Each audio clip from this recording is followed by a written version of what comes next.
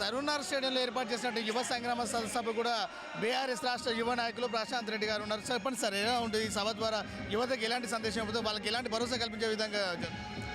ఏదైతే గత 2023 సంవత్సరం మే 9 తారీఖు నాడు ప్రియాంక గాంధీని ఇదే ప్రాంగణం తీసుకొచ్చి ఆ రోజు యూత్ డిక్లరేషన్ అని చెప్పి కాంగ్రెస్ పార్టీ హామీ ఇచ్చి గద్దెనెక్కిందో, ఈరోజు 31 నెలలు గడుస్తున్నా కానీ కాంగ్రెస్ పార్టీ ఆ రోజు యువతకు ఇచ్చిన హామీలు ఏవి కూడా నెరవేర్చకుండా మొహం చాటేస్తుంది.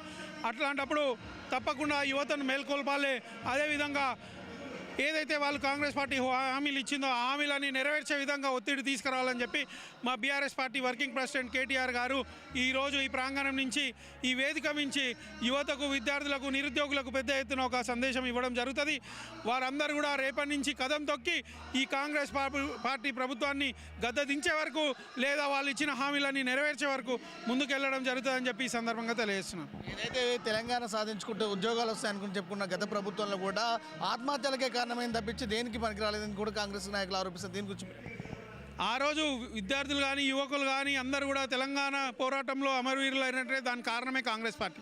ఆ రోజు విద్యార్థులను వాళ్ళందరినీ కూడా కాంగ్రెస్ పార్టీ మేము తెలంగాణ ఇస్తామని వాళ్ళు మాట ఇచ్చి మరీ వెనుకపోవడంతోనే వాళ్ళందరూ కూడా ఆ రోజు బలిదానాలు చేసినారని ఈ సందర్భంగా తెలియజేస్తున్నాను. మళ్ళీ ఇప్పుడు ఈ విద్యార్థి యువకులందరినీ కూడా నయవంచనకు గురి చేసి అవసరమైతే మీరు ఎంట్రింగ్ దాగి చాగండి అని చెప్పి ఈరోజు ఈ కాంగ్రెస్ పార్టీ నాయకులు మాట్లాడుతున్నారు. మళ్ళీ ఈరోజు యువకులు ప్రాణాలు తీసే విధంగా ఈ కాంగ్రెస్ పార్టీ వ్యవహరిస్తుందని చెప్పి ఈ సందర్భంగా నేను తెలియజేస్తున్నాను. కాబట్టి తప్పకుండా ఈ ప్రభుత్వం పైన ఒత్తిడి చేసి వాళ్ళు ఇచ్చిన హామీలన్నీ నెరవేర్చే విధంగా చూస్తామని చెప్పి ఈ సందర్భంగా తెలియజేస్తున్నాను. ఏదైతే యూత్ డిక్లరేషన్ పీరియడ్ ప్రభుత్వం అయితే ఏది హామీ ఇచ్చామో 2.5 సంవత్సరాలు గడిచి దశల వారీగా అయితే మా యొక్క ప్రభుత్వం సంక్షేమ కార్యక్రమాలు అయితే చేపట్టబోతుంది. దానికి ఆర్భాటం చేస్తుంది, అడావిడి చేస్తుంది, అసలు బురద చల్లే రాజకీయ ప్రయత్నాలు చేస్తుందని కాంగ్రెస్ పార్టీ అయితే ఆరోపిస్తుంది. వాళ్ళు 6 గ్యారంటీ రూపంలో 420 హామీలు ఇవ్వడం జరిగింది. పట్టుమని చూస్తే ఒక 4-5 హామీల కన్నా ఏది కూడా నెరవేర్చలే గత 30 నెలల నుంచి.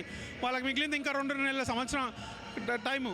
ఈ టైంలో వాళ్ళు ఏం చేస్తారని, అసలు వాళ్ళకి ఏం చేయడానికి చేతనవుతుందని, వాళ్ళకి నిజంగా ప్రభుత్వం పైన పట్టుండి నిజంగా ప్రజలకు ఏదైనా చేయాలనే ప్రేమ ఉంటే ఈ పార్టీకి 30 నెలల సమయమే అంటే చాలా పెద్ద సమయం. వాళ్ళు ఈ సమయంలోనే చాలా మేము 100 రోజుల్లోనే అన్నీ చేస్తాము అని చెప్పిన వాళ్ళు ఈరోజు 2 లక్షల ఉద్యోగాలు సంవత్సరంలో ఇస్తా అన్న వాళ్ళు పట్టుమని 10,000 ఉద్యోగాల నోటిఫికేషన్లు ఇవ్వలేదు ఈ కాంగ్రెస్ ప్రభుత్వం. అట్లాంటిది వాళ్ళు రేపు ఏం చేయగలుగుతారని చెప్పి నేను ఈ సందర్భంగా చెప్తున్నాను. సభ ద్వారా మరికొద్ది క్షణాల్లో కేటీఆర్ అయితే రాబోతున్నారు. ఏం భరోసా కల్పించే అవకాశం ఉంటుంది ఈ రాష్ట్ర ప్రజలు?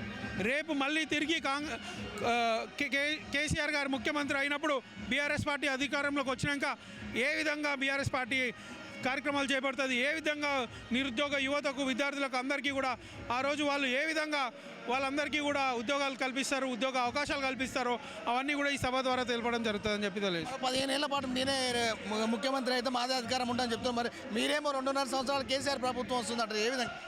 ముందైతే 15 నెలలు వాళ్ళని పోట్లాడుకోకుండా ఉండి ఈ ప్రభుత్వాన్ని ఒక 15 నెలలైనా నడపండి అని చెప్పి కోరుతున్నాం. ఇది ప్రధానంగా ఏదైతే ఉందో కేసీఆర్ ప్రభుత్వం కానీ గత ప్రభుత్వం చేసినటువంటి ఉద్యోగులకు కానీ సంక్షేమం కానీ అలా రైతులకు కూడా పెద్ద ఎత్తున సంక్షేమం చేసింది. ఈ 2.5 సంవత్సరాల ప్రజాపాలనలో కూడా కాంగ్రెస్ ప్రభుత్వం ఈ రాష్ట్ర ప్రజలకు అన్యాయం చేసిందని కూడా చెప్తున్నారు. కెమెరామెన్ నరేష్తో మహేష్, హైదరాబాద్.